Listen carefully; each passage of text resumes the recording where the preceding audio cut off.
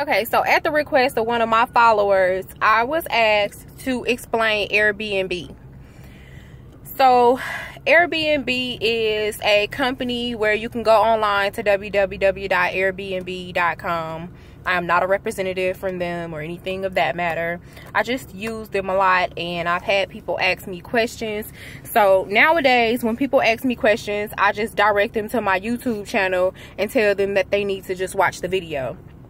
Because sometimes when you know something that others don't know, it gets redundant when you ask. So I'm just going to go ahead and tell y'all about it. So I think the first time I used Airbnb was when I stayed in New Orleans. I think I stayed in New Orleans the first time I used Airbnb, and we rented a duplex on the West Bank. So it was fairly nice. I didn't have a lot of interaction during that process, but I was aware that we used Airbnb and there was rules and regulations. You know, they had a quota on how many people could stay in the house. The lady who we rented the place from, she lived next door, so she was kind of like keeping an eye out on things. So, you know, keep that in mind. Sometimes if you rent those duplexes or places where it's top and bottom or side to side, sometimes the person that is renting the place to you will be staying either above you, or, you know, you stay under them, or on the left or right of you, because they're watching out for their property. So I stayed there. I stayed Airbnb when we went out to West Hollywood. Had a studio apartment out there. It was pretty nice. It was very clean, accommodating, quaint, and it was not expensive.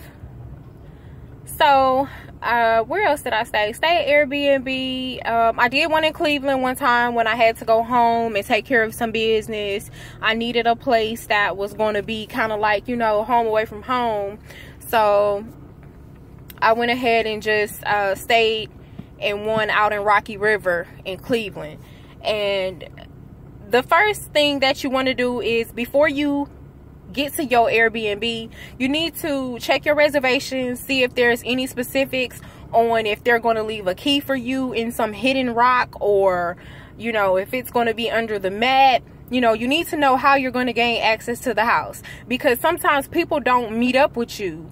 You know, sometimes they have timed locks, and they'll give you a code. You'll push the code in, you'll take the key out the box, and it'll close back, you know, and that's how they'll leave the key for you. So it's many different ways. Sometimes you'll never meet the person you're renting the house from. They'll only talk to you via email or over the phone, because 9 times out of 10 they don't even live in that state anymore, you know, or they just use this as their rental property only.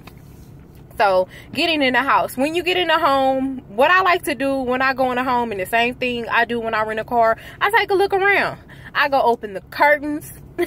I need to know what's outside. I'm looking in the closet, I look under the bed, I look in the bathroom, I look in the cabinets, because I need to know what is what. You don't know if people have hidden cameras, and you might want to walk around naked, you know. So, you know, I just look around to see, you know, what's going on there, and make sure I'm aware of my surroundings.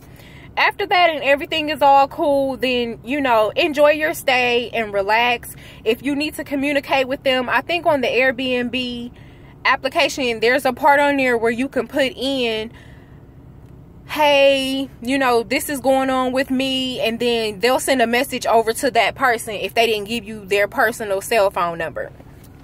So I think that's about it. I think that these days it's easier. You have more room when you stay in Airbnb, and it's easier to try to just go in and rent an apartment opposed to going to a hotel and paying that expensive nightly fee, and then paying incidentals once you arrive to the hotel, and then, you know, trying to eat maybe at the hotel, things like that. It's easier. You can go to the grocery store and just make the space available in the home that they have and cook, you know, your dinner. It's good for someone if you have a child, or you're traveling with 1 to 2 children, or you're just traveling by yourself and you want to be economical. I totally recommend it. And if you have any questions about Airbnb, just let me know. I know that it's global. I believe it is global. So, you know, you can get one anywhere. These days, I've seen people renting out tents, cots, hammocks, You know, you can rent a hammock, $10 on Airbnb. You can rent out somebody's couch for $20 a night. Or you can go ball out and stay in an expensive place and, you know, pay anywhere to I've seen some places 25 grand a night. So, you know, it's all about what you're looking for, but I think it is a really good tool when trying to travel, and I've been using it for about 3 years now, and I stand by it and I recommend it to anyone. So if you have had an Airbnb experience, good or bad, go ahead and leave your comment under here. Let me know what you think, and if you have any questions, if I know, then I'll go ahead and answer it for you. If not, we'll work on finding an answer together. Peace.